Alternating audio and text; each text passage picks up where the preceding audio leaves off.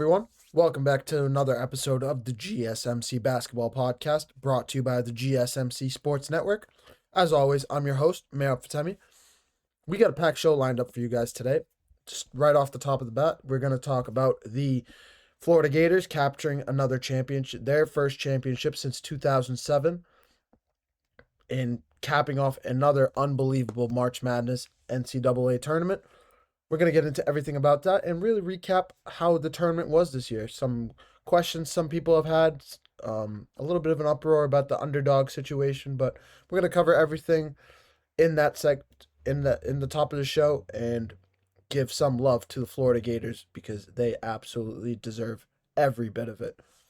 From there, we're going to move over to the professional league, the NBA.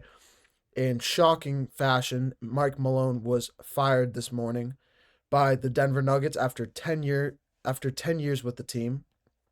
They also fired their general manager in two moves that were absolutely shocking with 1 week to go in the NBA season. We're going to get into everything about that because if it was not for the national championship game last night, this would be the top headline, and I am itching to talk about this because I wish there was more. I'm waiting for more information to come out about this. But for now, we're going to talk about a little bit about that when that comes up, and we're going to talk about the Denver Nuggets playoff position, how they look before these playoffs square off in about a week now, and get into everything about that. From there, we're going to look at the Los Angeles Lakers, specifically Austin Reaves. He's been special all year long. And there is arguably a debate to if he is the second most valuable piece to this team in the Los Angeles Lakers. He's played phenomenally all year long in fourth quarters, showing up in clutch situations. So we're going to give him some flowers in that segment, and well-deserved. We're going to also get into some of how the Lakers might be looking with the playoffs right around the corner as well. So we're going to get into all of that in that segment as well. And moving on from there, we're going to look at the Sacramento Kings, get a little bit of an off-season outlook. They are the 10 seed right now in the play-in tournament, so they have an opportunity. There is a world where they can make the playoffs, and we're going to get into all of that when that segment rolls around and get into their win last night over the Detroit Pistons when they took them out 127-117, and get into it about two players specifically that performed downright special last night. So we're going to get into all of that as well in that segment. And to close out the show, we are going to talk about the New York Knicks give a little bit of a preview for them in their matchup against the Boston Celtics, how pivotal that game will be. But before I say more, I'd like to remind you guys to please like and follow the show for more GSMC Sports Network content. Also, we get a number of questions from viewers that come in during the show. So to ensure that your question gets read on air, I ask that you use the tips and donations link at gsmcpodcast.net. This puts your question to the top of the list so that I see it. It also really helps out the show. Again, the link is gsmcpodcast.net for all your questions and comments. But to get right into it, we had an unbelievable finish to the NCAA tournament last night. The Florida Gators taking out the Houston Cougars 64-63 in that game, or 65-63, excuse me. And what was an unbelievable game. Some will say that it wasn't as much of an offensive game. It was a little hard to watch at times. But there's nothing more you can say. Florida took Houston's best shot last night defensively. Houston was all over them to start out that game. Walter Clayton finished with 0 points through the first half, and Houston was downright dominating them on all sides of the ball. LJ Cryer was a big piece of this game, finishing with 19 points, shooting 4 for 11 from 3-point range. He didn't shoot his best game, but he was the spark for this offense, as he has been all tournament long. Um, but yeah, another unbelievable comeback win for this team. And the Houston Cougars were up by almost 20 points at one point in this game, and major props to them, because they were one of the most bet on teams. They were the favorites to come out of the NCAA tournament to win it all this year. But to take out an Auburn like they did, to take out Florida State, not Florida State, to take out Michigan State, to take out UConn, almost every game being as close as it was, they performed and showed out all tournament long. And to cap it off with this performance was just, it was a storybook finish, and all major props to this team.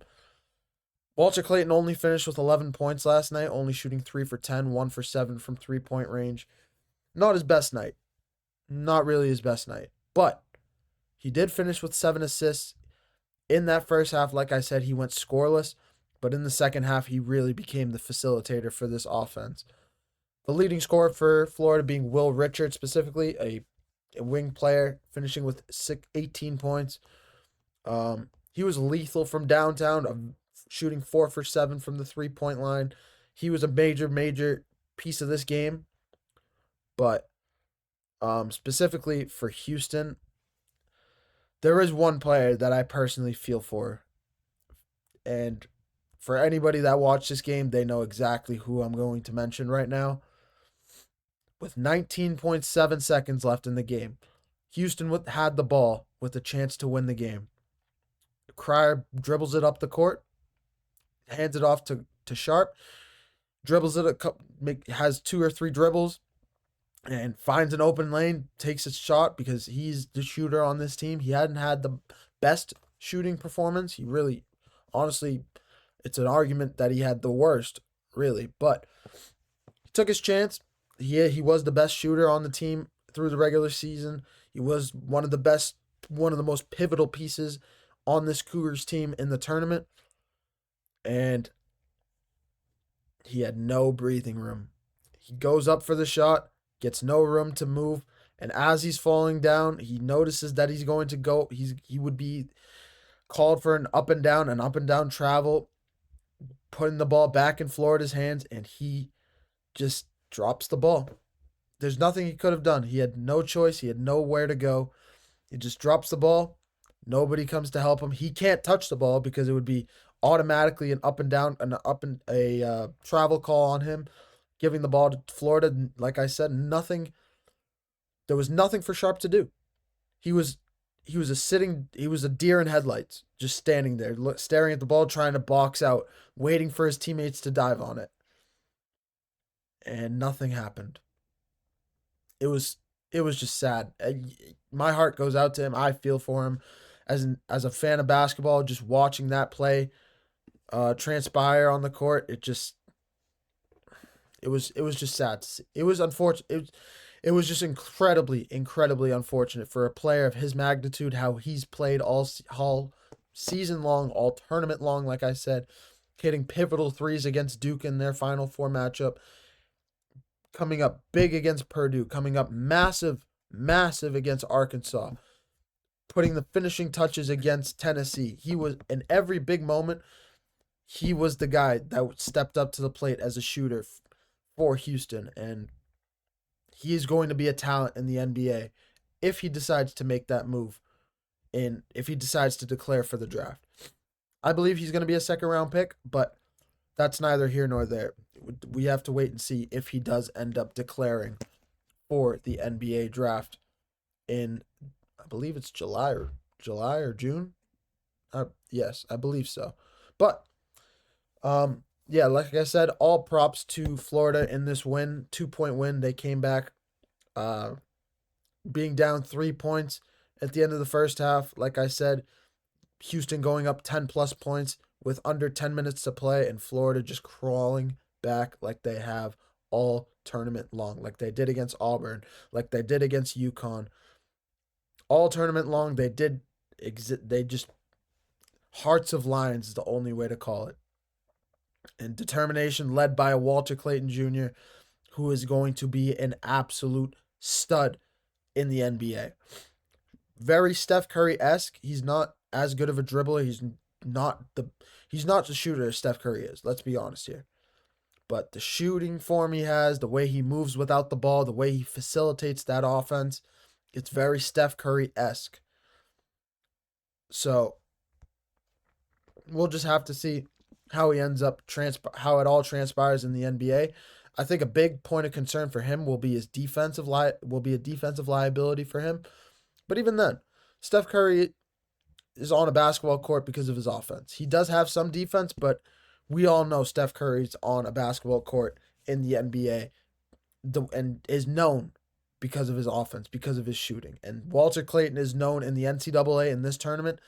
The biggest thing that people remember, or that at least I remember from him, from his performances all season long, all tournament long, was his shooting, coming up massive time and time again in all types of situations. So that's a major props again to Florida. But yeah, another outstanding tournament, another outstanding NCAA tournament. A lot of people are knocking it because all 1 seeds making the Final Four. Not very many underdog stories outside of an Arkansas or a McNeese. But what else do you really want?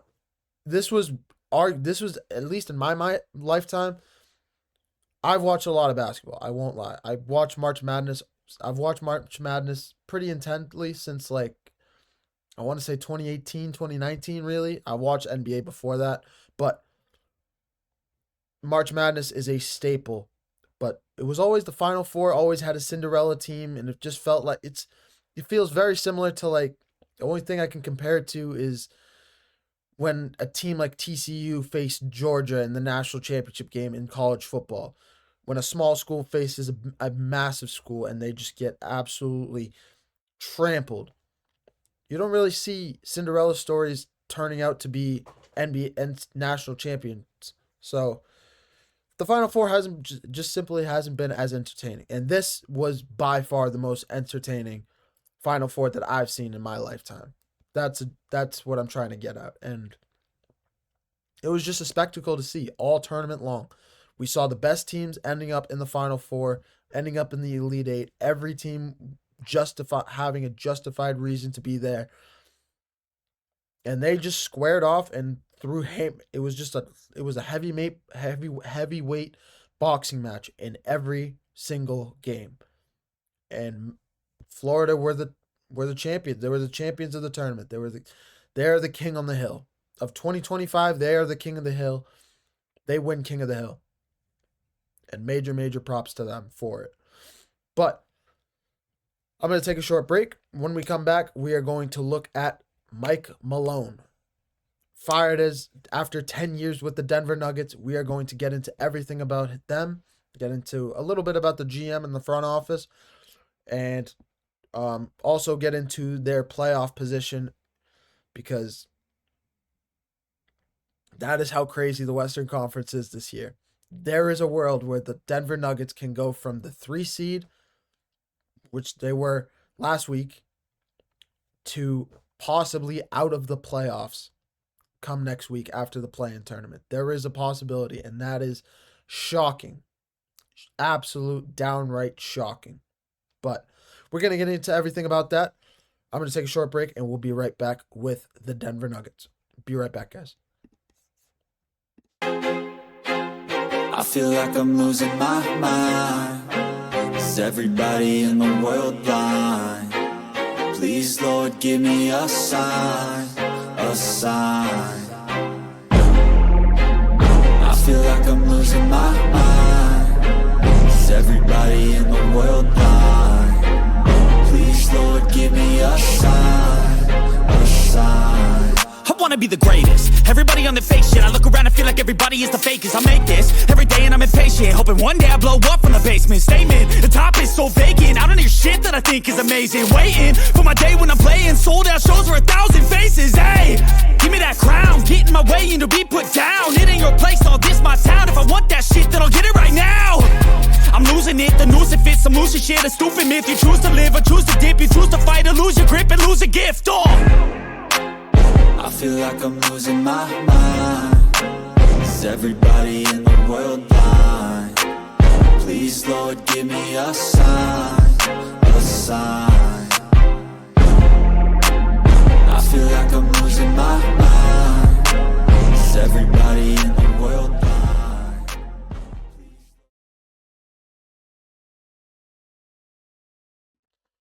Hello, everyone. Welcome back to the GSMC Basketball Podcast, brought to you by the GSMC Sports Network. As always, I'm your host, Meraf Temi. In this next segment, we're going to take a look at the Denver Nuggets. They've ended up firing their head coach, Mike Malone, as well as their general manager earlier this morning, Calvin Booth. Two unbelievably shocking fires. After the firing of Taylor Jenkins, the NBA responded and said they made a note. Like, they were unbelievably shocked with that. Taylor Jenkins was there with the Memphis Grizzlies for 6 seasons, having over 250 wins. But the one thing that you could hold against Taylor Jenkins was that Memphis offense has not played very well, and their postseason success has been minimal at the least. A week later, probably a week and a half later, now, I'm trying to think back. Yeah, we hear now this with Mike Malone. The Nuggets are on a 4-game skid right now, but this is on another level. So we're gonna get into everything about this Denver Nuggets squad, what this means for both not only the organization, for Mike Malone, and the rest of the Western Conference playoff picture, how this impacts both their seeding and the rest of the seeds moving forward with 1 week left to go in the regular season. But before we start, as always, I'd like to remind you guys to remember to like and follow the show for more GSMC Sports Network content. Also, we get a number of questions from viewers that come in during the show. So to ensure that your question gets read on air, ask that you use the tips and donations link at gsmcpodcast.net for your questions. This puts your question to the top of the list so that I see it. It also really helps out the show. Again, the link is gsmcpodcast.net for all your questions and comments. And once again, your questions and comments are absolutely, positively appreciated by everybody at the network. And you guys help us figure out what to talk about, and your contributions are greatly appreciated across the board.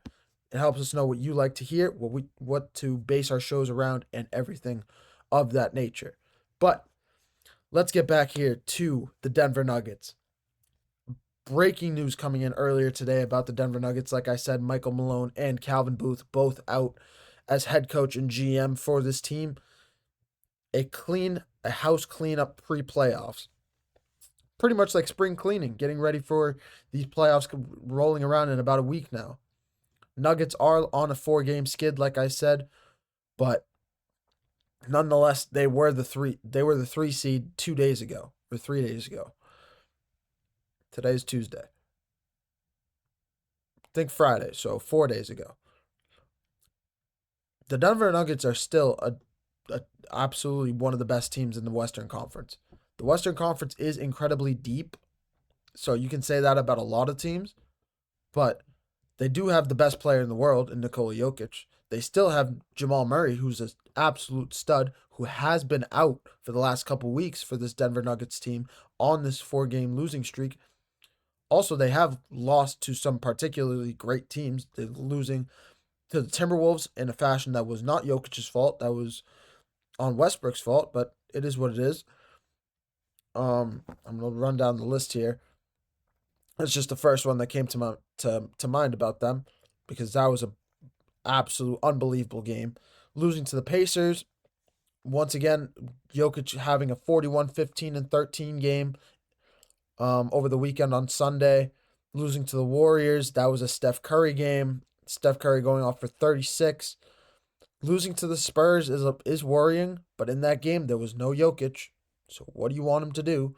And then, of course, like I said, the Timberwolves.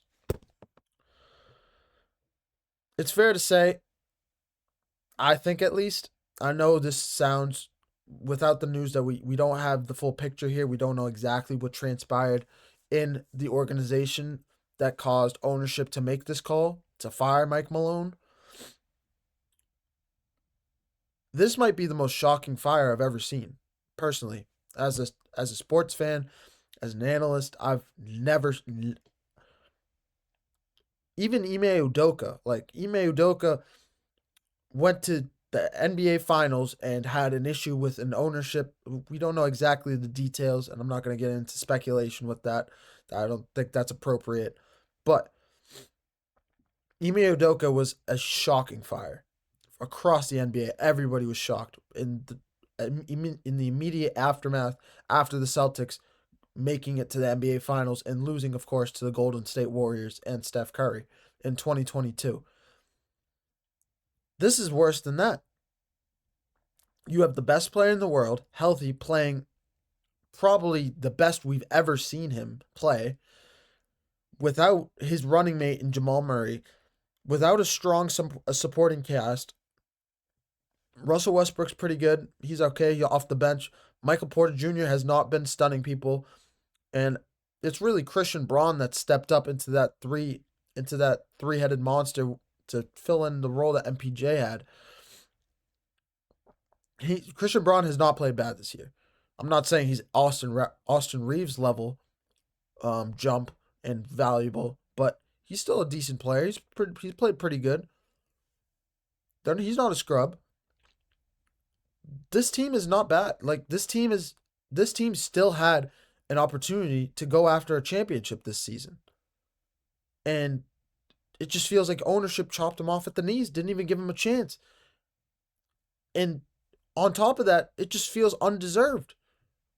Mike Malone, 2 years removed from winning a championship with the Nuggets in 2023. Last year, they fall to the Minnesota Timberwolves. Yes, they've lost 6 straight to the Minnesota Timberwolves. That is a reason of concern. I get that. That is fine. But is that a reason to fire him? Not even give him an opportunity come playoff time? It just feels like the wrong move to me. As a fan of the game, I've seen so much happen. I've seen Ben Simmons not play for a year because of the mental health issues. I've seen Kyrie Irving hold out because of the vaccine. I've seen Kawhi Leonard not play because of load management. But I've never seen coaches being treated in this fashion for such little issues. Ime Udoka is one thing.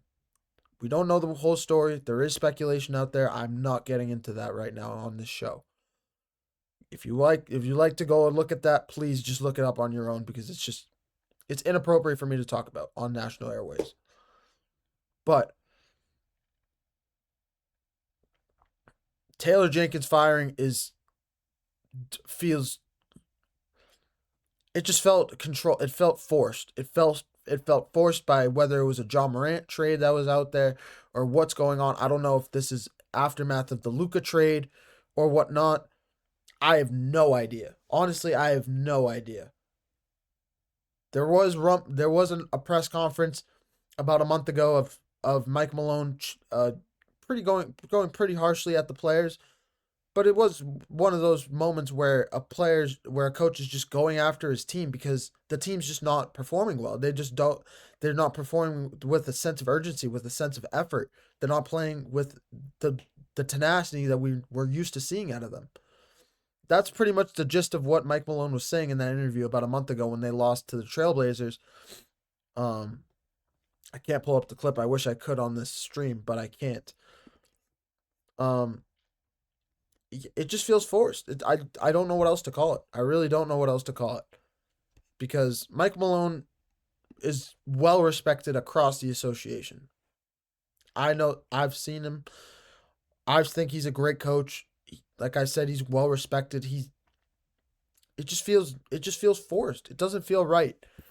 It doesn't feel like it was the right call to make, especially in the midseason, especially with a week left to go before playoffs, especially in a gauntlet of a Western Conference with the Nuggets possibly in position to be in a play-in spot come a week from now, because the Timberwolves have the tiebreaker over them. The Clippers have the tiebreaker over them. The Warriors now have the tiebreaker over them after losing to them on Friday night, I believe. I believe it was Thursday or Friday night of last week. I don't know what else to call it other than forced. Denver is one of those teams that feels like they don't really care about seeding. That's what's been said around the league for the last month and a half while these Western Conference standings have been heating up. It just feels forced. It doesn't feel like it was a natural thing. Maybe it was Jokic's call. Maybe it was Jokic made the call because he didn't like the scheme that the team was using. But mid-season, with a week to go, firing the GM, firing the coach, a coach that took you to an NBA Finals and won you the NBA Finals, a coach that's really, really turned this team around. I know Jokic is there, and he deserves all the credit in the world because he is absolutely the best player, undisputed best player in the world this year. Shai Gilgeous-Alexander might be the MVP, but from what we've seen from Jokic all year long, 60-point triple-doubles, 50-point triple-doubles, 40-point, 20 rebound, 20 assist games, he deserves all the credit. But Mike Malone still had a role in this, and it just feels it's just unfortunate. Personally, I'm a fan of Mike Malone. I've loved his work. I think he's unbelievable. I think he's gonna get a job like this. He's gonna get another job, and anybody that gains his qualities is gonna be, he should go to a playoff contending team, whether that's the Sixers or whatnot. We'll see how that plays out. But like I said, the Nuggets currently in a they look like they're gonna be falling for the 7th seed right now, because of all the tiebreakers and whatnot. That is if the Warriors, the Clippers, and the Timberwolves win out. But this does not help their case in any sense, in any way. In any way, shape, or form, it doesn't make sense. It doesn't look right. It doesn't feel right. That is the one thing that stuck out. The second I heard the news, my jaw dropped to the floor, because it just does not feel right. On top of that, I'd like to say I want to give one last stat here before I lead off of Mike Malone and these Nuggets.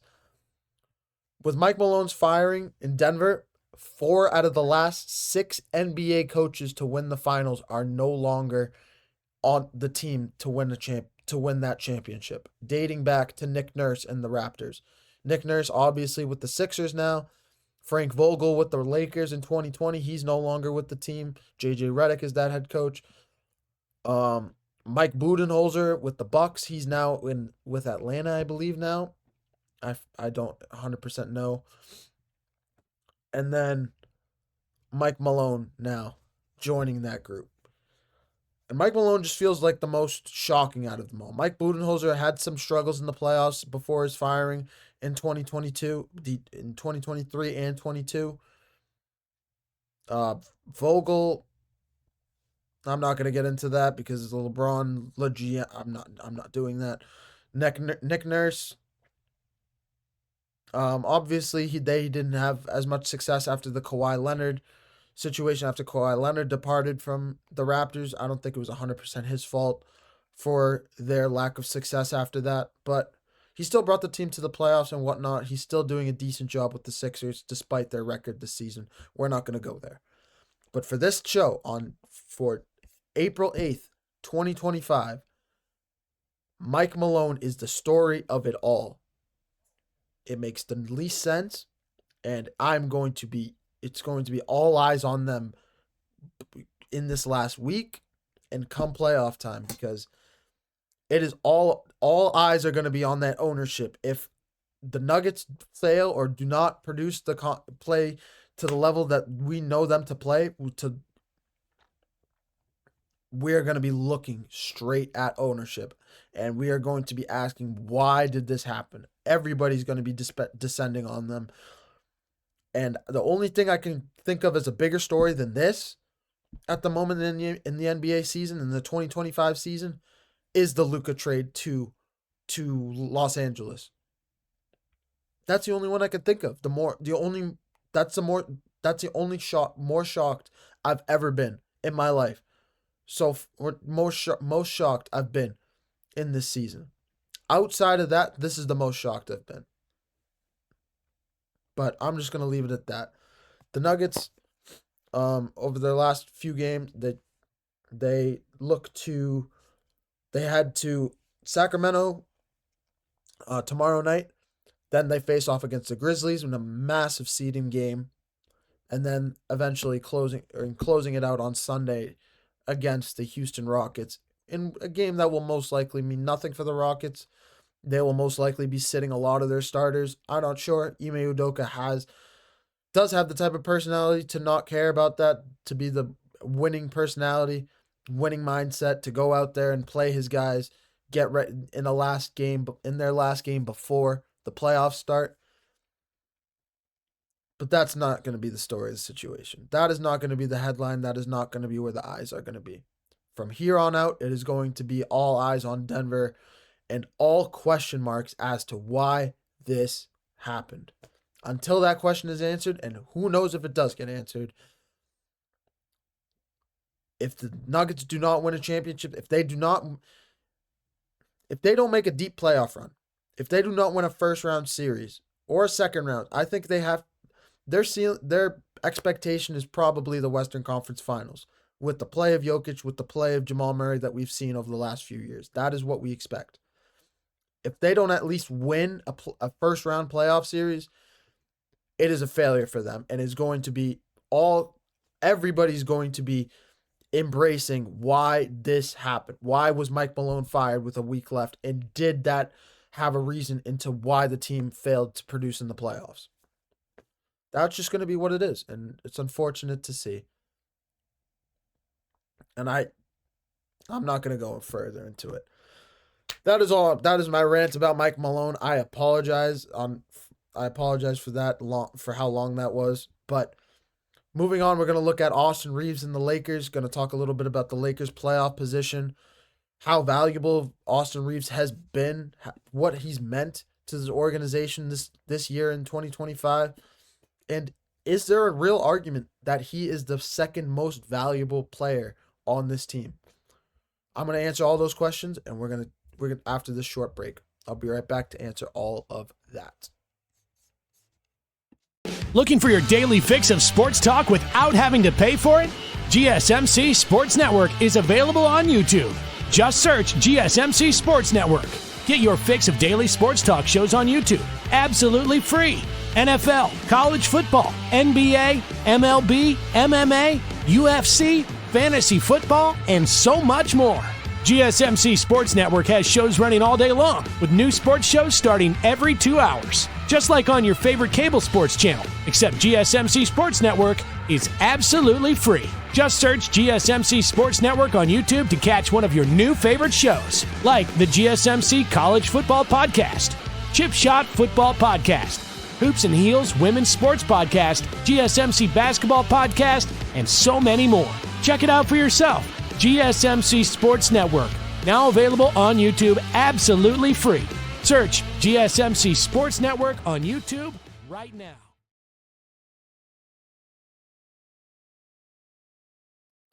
Hello, everyone. Welcome back to the GSMC Basketball Podcast, brought to you by the GSMC Sports Network. As always, I'm your host, Meir Fatemi. In this segment, we're going to take a look at the Los Angeles Lakers. They have a crucial game tonight against the Oklahoma City Thunder. A massive matchup for them.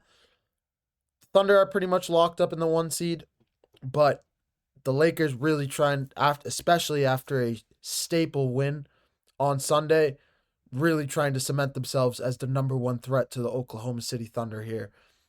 If they win this game, it would put the Thunder on notice, especially if they faced in a potential matchup in either the second round or the Western Conference Finals, if all things shape up. But for this segment, we're going to specifically look at my friend well, he's not my friend, but one of my favorite players so far in the 2025 NBA season. One of the most shocking.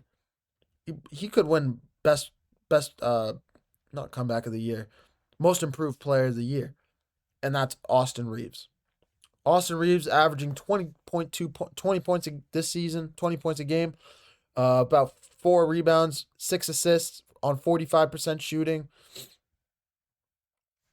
He's played spectacularly, shooting about 43% from 3 over his last 10 games. He's been crucial down the stretch for this team.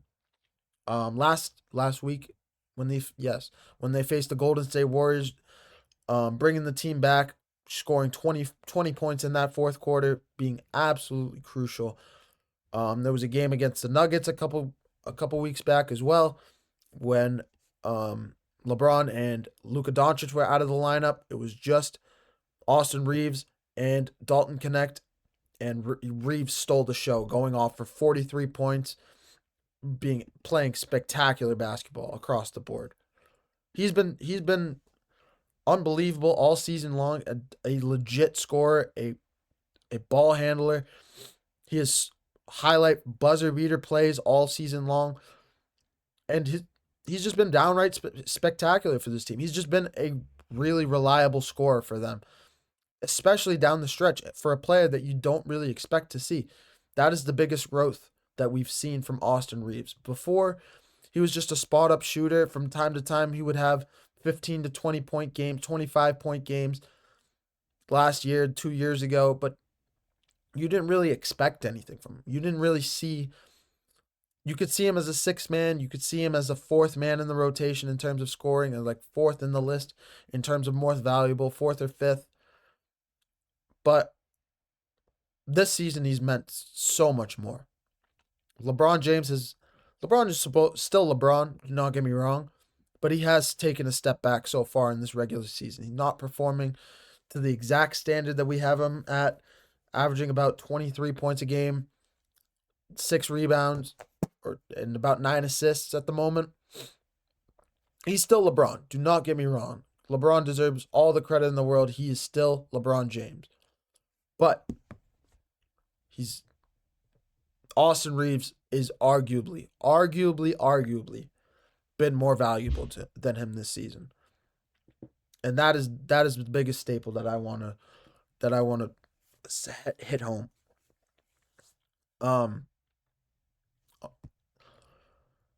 Past that, they currently hold a 48 and 47. Why am I missing? 48 and 31 record right now. And with three games left to go in the season, one against the Mavericks, a staple game, Luka returning to Dallas. They host the Rockets after that, and then close out the season against the Portland Trailblazers. They look like they're pretty much locked up in that 3 seed. Unless they drop either one of these 3 games, or no, they have to drop 2 of these 3 games for another team to be able to jump them. It's the only way. They hold the tiebreakers over all the other teams, including the Warriors. So we'll just have to wait and see for them. It looks like they're going to be locked into that 3 spot. Obviously, past that, we have no idea what's going to happen. So I don't even want to speculate. I will have a prediction later this week about where the rest of Western Conference will sit come playoff time. I'll probably have that prediction out on probably around Thursday or Friday. But for right now, that's what it's looking like. If they can beat OKC tonight again after knocking them out by almost 30 points in their last meeting, that would be a staple win for this team. Back-to-back wins against this Thunder team. Thunder on a 2-game losing streak. Shai Gilgeous-Alexander only having 2 free throws last game. Could the Lakers be their kryptonite? I don't know. I don't want to say. I think they can be. I think Lakers at their top strength can be. My biggest issue with this Lakers team right now, though, is their defense. They're ranked 27th in the league right now in terms of defensive efficiency. They have not, with over these last 2 weeks with LeBron in the lineup since his injury. Their offense is still spectacular. Their offense is okay. Not okay. Luka is spectacular. LeBron is spectacular. Austin Reaves has played great basketball down the stretch this season. But outside of that, who do we really look to? A Jackson Hayes who's been pretty good since he's elevated his play, absolutely, since Anthony Davis departed. Rui Hachimura as well deserves all the credit in the world, taking the extra load and just rolling with it, elevating his play to match it. But the two biggest issues outside of the defense is the bench. I know Dorian Finney-Smith and Gabe Vincent pulled in 26 points together, and it was crucial in their win on Sunday over the Thunder. But outside of that, they really haven't performed to that clip. Usually they pull in about 14 to 16 points. That's the average that you expect from a Finney-Smith and Gabe Vincent. Like, you can't really expect much more from those guys. They can get hot from three. That's how they can be pivotal. But outside of that, that's about it, really. So those are my two concerns with this Lakers team, and it's just going to be interesting to see how they can figure it out. And there is one thing that we can hope for, and that's the LeBron James takeover that we have seen, but we can't expect it. He is 40 years old. We can't expect him to be like 2016, 2018 LeBron in Cleveland when he was just different come playoff time. Being able to call Toronto LeBronto because of his performance against the Raptors. He's not that.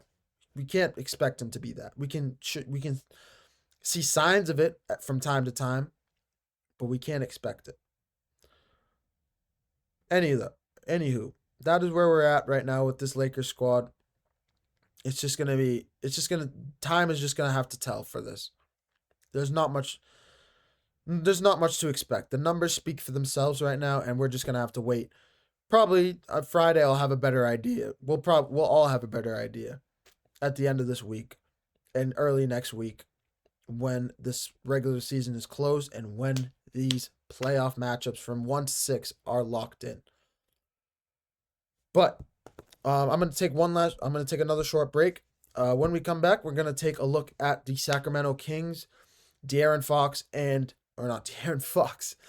Zach LaVine and DeMar DeRozan combining for 80 points last night in a win over the Detroit Pistons, they're an up-and-coming squad, and they deserve they're a good team. And for the Kings to knock them off, not only is it a knock against the Eastern Conference, because the Western Conference 10 seed is knocking off a 5 seed when a 5 seed crucial matchup for them in their playoff seeding hopes. But that's neither here nor there. We're just going to have to see how that all transpires. I'm going to take one last short break, and we're going to take a look at that team, what they should look for come this off season. I'll be right back, and we're going to take a look at these Kings.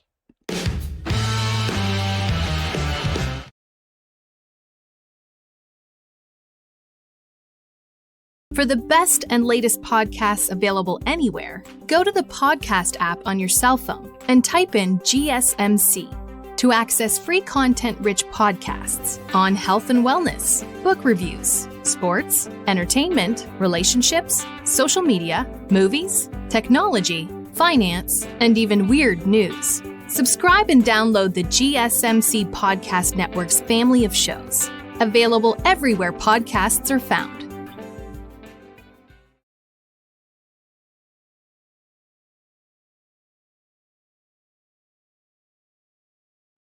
Hello, everyone. Welcome back to the GSMC Basketball Podcast, brought to you by the GSMC Sports Network. As always, I'm your host, Mayor Patemi. We're going to get into the Sacramento Kings in this segment. Zach LaVine going off for 43 points. DeMar DeRozan with him going off for 37. Unbelievable game as they took down the Detroit Pistons last night, 127 to 117 in Detroit. They took Cade Cunningham finally back in the lineup for the Detroit Pistons, but it didn't matter. it really didn't matter. LaVine was absolutely playing out of his mind, going 8 of 11 from downtown.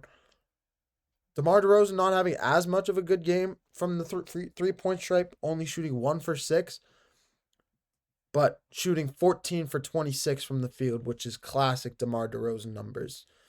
The mid-range game is pure as can be. Sweet jumper. He is a marksman from the mid-range game. And while the Kings have been a little bit disappointing this year, trading De'Aaron Fox to the Spurs mid-season before the trade deadline, the Kings did have high hopes before then. Matching up against the Warriors, 2022 when they matched up against the Warriors, in that matchup, the light the beam chants have been going around for the last 4 years or so. But I think ownership or the GM really just had, I don't want to call it sour, but the show just kind of got old. It just felt like the team had reached its ceiling, and for some reason, he thought Zach LaVine could bring a fresh start for this team. And it just seems like it was not the right move to make, at least in the immediate standpoint. Will that mean, can they get better? They do have a lot of young talent with Keon Ellis. They also have they do still have Domantas Sabonis. Do not get me wrong. They still have Malik Monk. But they still have played.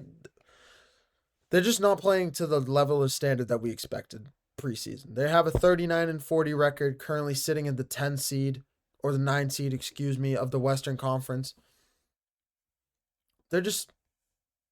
Are they what we expected them to be? And the answer just consistently feels like no.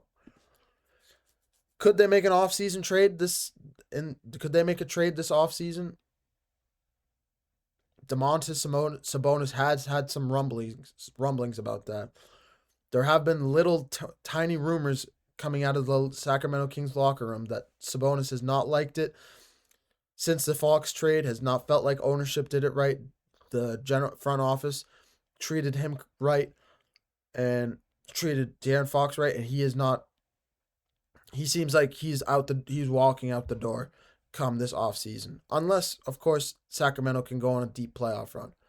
But it looks like right now they would have to beat, first of all, the Dallas Mavericks, and then on top of that beat whoever loses the 7-8 seed just to face the Oklahoma City Thunder in a first round matchup, which I personally think will end in a sweep if that happened, or at least maximum 5 games. Oklahoma City would just overpower them in every department, and I think they would just be too much, frankly. But yeah, DeMar DeRozan continues to play absurdly well. It's not his fault that the team has not played that the Kings have not played to the standard that they expected to. When he was traded to the Kings last season to join De'Aaron Fox, it really felt like DeRozan was leaving a bad situation to join a much better one. A lot of young pieces there. De'Aaron Fox was still just entering his prime. It just felt like there was things on the up and coming for him. But it's proven that since then, it's just proven that the Kings have not played to what we thought, to the standard that we thought. Next season, it depends on the offseason trades that they make. If they can sign somebody, that would be pretty good. I personally think they need a point guard for this team. That was the biggest thing that De'Aaron Fox brought for them, a certified scorer. DeMar DeRozan is that in the clutch, do not get me wrong, but he's not a floor general. He's not. DeMar DeRozan is more of a small shooting guard. Zach LaVine more of a small forward. Sabonis as a power forward or a center, more of a power forward. But this team really needs a point guard. They need a floor general to facilitate that offense, and that was the biggest piece that I feel like has been missing this season. And they have really, really missed. But as for the playoffs, I think they're locked into that 9 spot and will host that playoff game against the Mavericks. They finished the season. I apologize for that. They play the Denver Nuggets next, like I said, on Wednesday night, finishing off against the Clippers on Friday, and then hosting the Phoenix Suns on Sunday for those last 3 games. I personally think they're probably going to go 1-2 unless they can knock off the Nuggets. I would not be shocked. Immediately after the aftermath of Mike Malone being fired, the Nuggets could just be all out of whack, discombobulated offense, discombobulated scheme, getting used to a new coaching staff on the fly. It's just, I don't know what's going to happen with that team. But they should probably go 1-2 and hold on to that last 9 or 10 spot. They're locked into the play-in seed. In one of those 2 seeds, they will either host that 9-10 game or travel on the road to face Dallas. But I'm going to take one last short break. When we get back, we're going to take a look at the New York Knicks, they're not in an equivalent spot at all, but they are in an equivalent spot against the top seeds of the Eastern Conference, going 0-6 now. Yeah, between the Cavs and the Celtics. They host the Celtics tonight. It is a pivotal game. If they can, that game's actually on right now. We're going to take a look at that and just preview their playoffs, and as well take a look at the Celtics as well as they look to capture Banner 19. I'm going to take a short break, and we're going to take a look at that to close out the show. Be right back, guys.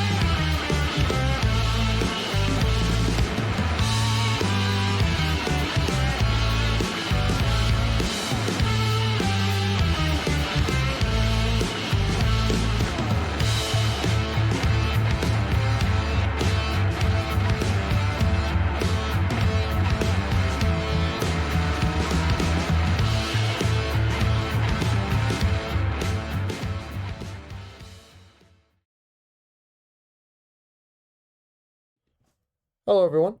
Welcome back to the GSMC Basketball Podcast, brought to you by the GSMC Sports Network. As always, I'm your host, Mayor Fatemi. In this last segment, we're going to take a look at the game between the New York Knicks and the Boston Celtics coming up later tonight. Actually, let me take that back. That game's already tipped off.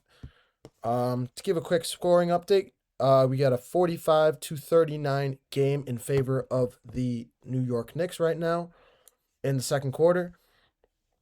And honestly, kind of changing the way I want to talk about them right now. Currently, the New York Knicks hold a 0-6 record against the top 2 seeds in the Eastern Conference in the Cleveland Cavaliers and the Boston Celtics. Of course, the Boston Celtics having 3 monster performances against them, holding 20 plus point leads in all 3 of those games. I wanted to say finishing off with 30 point finishes in all of them, but that last game in Boston did end up as a 12-point game. So I can't say that. Obviously, the Boston Celtics, I've mentioned it before on this show, the Boston Celtics are my team. I root for them. I'm from the Boston area. I've seen them play. I've watched many of their games all season long, and they have been they have been unbelievable all season long. But that is neither here nor there. This tonight is about how crucial tonight's win would be for the New York Knicks. How crucial it would be for their morale.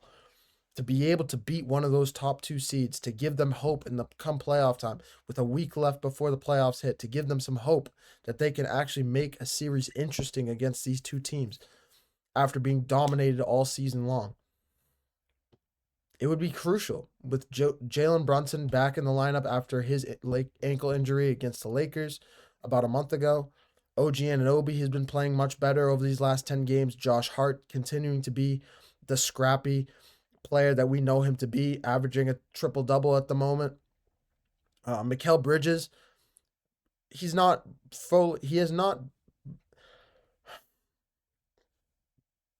Bridges has not played to the level that we expected him to play. That is the truth, unfortunately. We know how good he is from the out. We know how good he was on Brooklyn. We know how good he was on Phoenix. There was a little bit of a step down when he reached Brooklyn from his level of play in Phoenix. And it feels like a similar situation in New York with another step down in New York. It is not 100% his fault. In Brooklyn, he had the ball in his hands much more. He was much more of a scorer on that team, a number one threat on that team. Of course, Jalen Brunson with the Knicks he's going to be the number one on that team. No questions asked. 100%. I understand that. But you do have to feel a little bit for Mikal Bridges. He's still playing well, averaging about 20 points a game right now, but he's not playing as the same player that we saw in Brooklyn last year. And he's not showing up. He's not showing off to that worth that the New York Knicks paid to get his talents. Giving 4+ first-round picks plus extra picks on top of that, plus players to acquire Mikal Bridges and Karl Anthony Towns in those two trades. Karl Anthony Towns has played much better as of late since the Jalen Brunson trade, which has been it's been interesting. It feels like the team has kind of sparked up a little bit. Without Jalen Brunson, they've kind of figured out a little bit of a chemistry without him. And plugging Jalen Brunson could be interesting because we have seen players come back from injuries and have a little bit of a tough time to reintroduce themselves into that new offense. But they're still playing well, honestly. They're still a top 3 seed. They're still 50, I believe they're 50-49 right now. No, that doesn't sound right. They're 50-42 right now. I'm going to double check this. I apologize. They are currently they hold a 49-29 record at the moment. In the 3 seed, like I said, holding a 1-game lead or 2-game lead over the Indiana Pacers in losses. Yeah, they're still a great team. Do not get me wrong. This team is still one of the best teams in the Eastern Conference. They can still be formidable. It just feels like that those 2 top seeds in the Eastern Conference are just going to be too much for anybody to handle from the Knicks and below. It just doesn't feel like it just feels like those top 2 seeds are neck and shoulders above everybody else in the Eastern Conference. And that's exactly where I'm going with this. The Boston Celtics and the Cleveland Cavaliers. It really feels like those two are on a collision course for the Eastern Conference Finals. At least that's my prediction. I know the Western Conference is so stacked right now, and I can't give any predictions just because I can't really see what's going to happen. It's borderline impossible to guess. But in the East, it's pretty much it's not set in stone. 1 through 4 is pretty set in stone. 5 and 6 between the Bucks and the Detroit Pistons is a little bit up. It's up for grabs right now. The Bucks hold a 1-game lead over the Pistons at the moment, but in terms of play, overall talent, overall play all season long, it's just the Celtics, the Cavs, and then everybody else. And then Celtics, Cavs, and then Knicks are probably about here, I'd say.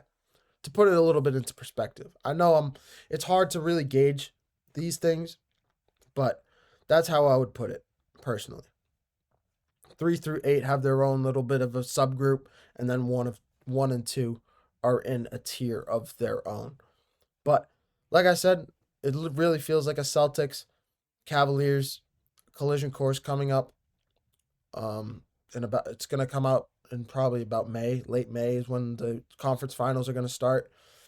But yeah, the Eastern Conference continues to all playoffs continue to heat up as we look full throttle for these playoffs come next week. Actually, next week is when the play-in tournament begins. But like I said, for these Knicks, they hold the cards. They hold their own destiny. If they can win this game against the Celtics, they currently lead. I'll give one last scoring update here. They lead 52-41 now, actually, with 3:58. 3:58 to play. This is the closest. This to see them holding a lead over the Celtics is really, really interesting. It's really, not interesting is not the right word to say. Not intriguing either, but it's good to see that they're really being competitive. That's the one thing that we've been missing from the Knicks, being competitive against those top two seeds, because at least against the Celtics, it's been a blowout. The games against the Cavs have been much closer than versus the Celtics, but still, they've held in their last matchup against the Cavs about 2 weeks ago. They held a 17-point lead to going into the second half, and that was blown away like this. And the Cavs ended up winning that game by 10 plus points. That's the story of the season for those top two seeds, top two teams against the New York Knicks. That's what it's been. If I know 1-5 does not make much of a difference, but it's better than 0-6. That's the end gist of what it means for the Knicks. A little bit of a momentum boost, a little bit of a hope, building confidence. That's what it means for these Knicks. A young, feisty, gritty group that they will go after a win. They will scrap out a win. They will go through thick and thin. Doesn't matter any style of basketball you throw at them, they can handle it. And that's how they've been all season long. That's my summary of them. And then on the flip side with the Celtics have been a major 3-point shooting team all year long. Derek White, Jason Tatum, Jaylen Brown, they just hit the season's single season record for most made threes in a season with, I think they had 5 games left to go. Derek White is the number one shooting Celtics, most threes made in a single season as a Celtic in franchise history. He holds that title. Like, these are titles of this team is just a bunch of it really just feels like a bunch of snipers on one team. And no matter what you throw at them, no matter how much of a run you build, 1 3 is enough to spark this offense into a barrage. They go cold sometimes. Do not get me wrong. This is the one key issue that I personally have with these Celtics, is that they can go on a run. They can go on a run whenever they want, and they can hit a cold streak whenever they want. It's very up and down with them. And that's been, like I said, that's the story with them. They live and they die by that 3-point line. If they can start attacking the interior more when Kristaps Porzingis comes back, he's been back in the lineup for the last 2 weeks or so. But when he's healthy and in that lineup, they use him much more. But of course, the flip side, he does love to stretch the floor across that 3-point line and open up that lane for Jason Tatum and Jaylen Brown. I think they just need to mix up that offense. And Joe Mazzulla will push the right buttons. He's been a great coach for them since the Ime Udoka firing. Ime Udoka meant the world to this team, but Joe Mazzulla has also meant the world for this team since Ime Udoka. It's just that plain and simple, it feels like. But 1 week to go in this NBA season, a lot at stake. Eastern Conference is a little bit more solidified than the West. West is just what I like to call it, the Wild Wild West. Anything can happen. Anything's up for grabs. Outside of the 1 and 2 seeds, everything is up for grabs. It feels like from 3 through 8. And all eyes are going to be on those games because every game just feels like a playoff preview for these teams. Every game between 3 through 8, they have an opportunity. Every game is a possibility of either avoiding them or seeing them in a week's time. But it's been another great show. Thank you guys for giving me this platform. As always, I really do look forward to talking to you guys about basketball every single day. I want to thank you guys for tuning into the GSMC Basketball Podcast presented by the GSMC Sports Network.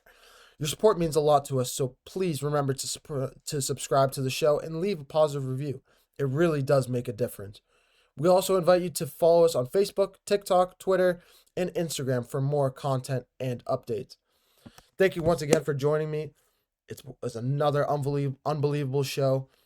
Tomorrow we'll have an update on the Celtics and the Knicks. Can the Knicks pull out that win? Can the Lakers beat the Oklahoma City Thunder again, which would be a massive win? And hopefully, will there be a little bit more insight on what happened in Denver? These are all questions that I hope get answered, and I can give a little bit of an update tomorrow. Thank you guys for thank you guys for being here again. I can't wait I'll be back tomorrow for another GSMC Basketball Podcast show. And I hope you guys have a wonderful rest of your nights. This is Mayor Patemi signing off from the GSMC Basketball Podcast. Bye-bye.